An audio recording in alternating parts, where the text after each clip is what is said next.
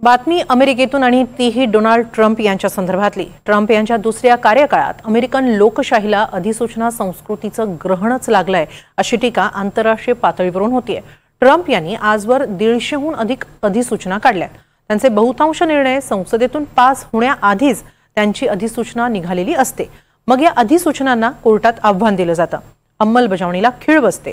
तिथल्या सुप्रीम कोर्टानं आता यातून एक मार्ग काढलाय आणि तोही ट्रम्प प्रशासनाच्या बाजूने आहे। नेमकं काय झालंय, काय आहे तो निर्णय आणि या निर्णयामुळे ट्रम्प यांचा कोणता फायदा होणार आहे, अमेरिकेत नेमकी आता स्थिती कशी बदलणार आहे, पाहूया एक रिपोर्ट। सह्या करतानाची ही अमेरिकेचे अध्यक्ष डोनाल्ड ट्रम्प यांची दृश्य गेल्या 6 महिन्यात आपण अनेकदा पाहिली आहेत। ट्रम्प यांनी त्यांच्या दुसऱ्या टर्ममध्ये साधारण 165 एक्झिक्युटिव्ह ऑर्डर्स म्हणजेच अधिसूचना जारी केल्या। यातील बहुतांश अधिसूचनांना अमेरिकेतल्या विविध राज्यांमध्ये कोर्टात आव्हानं देण्यात आली। मग स्थानिक कोर्टांनी ट्रम्प यांच्या देशपातळीवर लागू असलेल्या अधिसूचनांना संपूर्ण देशपातळीवरच स्थगिती दिली आणि ट्रम्प यांचे जवळपास सगळे महत्त्वाचे निर्णय कोर्टाच्या कचाट्यात अडकले। मग ट्रम्प प्रशासनाच्या कायदे विभागानं स्थानिक कोर्टाच्या अधिकाराला चाप लावण्यासाठी सुप्रीम कोर्टात याचिका केली। शुक्रवारी सुप्रीम कोर्टानं ट्रम्प यांच्या बाजूने निर्णय दिला। आज सकाळी सर्वोच्च न्यायालयानं एक ऐतिहासिक निकाल दिलाय। अमेरिकन घटनेचा विजय झालाय।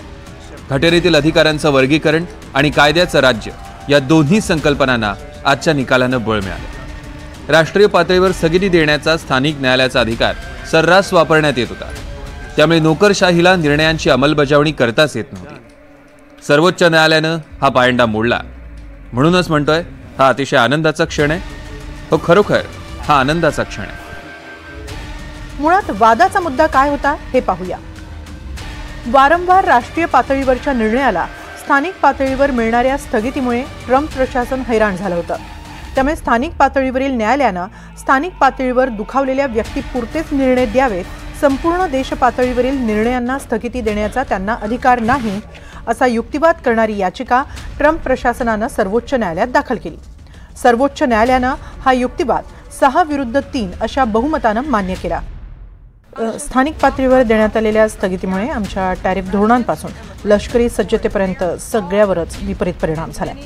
स्थानिक पातळीवरील कोर्टांनी नोकरशाही स्वतःच्या हातात घेऊन सगळा कारभार स्वतःच चालवायला सुरुवात केली आहे। त्यांना यापुढे तसं करता येणार नाही।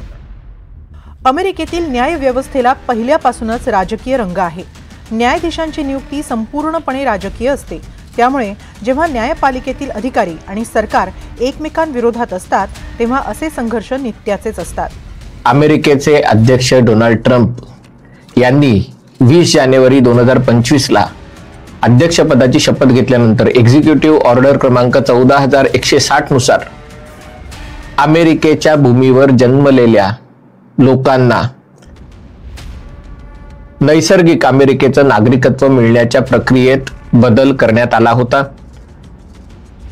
ज्या मुलांचे पालक हे योग्य व्हिसाशिवाय अमेरिकेत आलेत किंवा त्यांच्याकडे कोणतीही कागदपत्र नाहीयेत, त्यांना अमेरिकेचं नागरिकत्व केवळ जन्माने मिळू शकणार नाही असा तो अर्थ लावला गेला। त्याला अमेरिकेत ठिकठिकाणी आव्हान देण्यात आलं आणि अमेरिकेतल्या स्थानिक न्यायालयांनी अमेरिकेच्या अध्यक्षांना अशा प्रकारे एक्झिक्युटिव्ह ऑर्डरच्या द्वारे अमेरिकेच्या संविधानात किंवा घटनेमध्ये बदल करता येणार नाही असा आदेश दिला आणि एकदा तो आदेश दिल्यानंतर त्याची अंमलबजावणी संपूर्ण देशभर होईल अशा प्रकारची शक्यता निर्माण झाली आणि त्यामुळे हे प्रकरण अमेरिकेच्या सर्वोच्च न्यायालयात गेलं।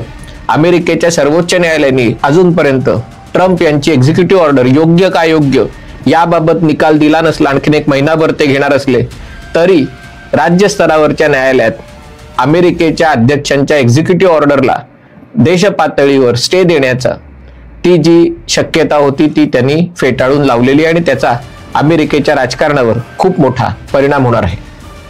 सर्वोच्च न्यायालयानं दिलेल्या निर्णयामुळे ट्रम्प प्रशासनाच्या अधिसूचनेच्या सपाट्याला बसलेली खीळ आता सुटणार आहे।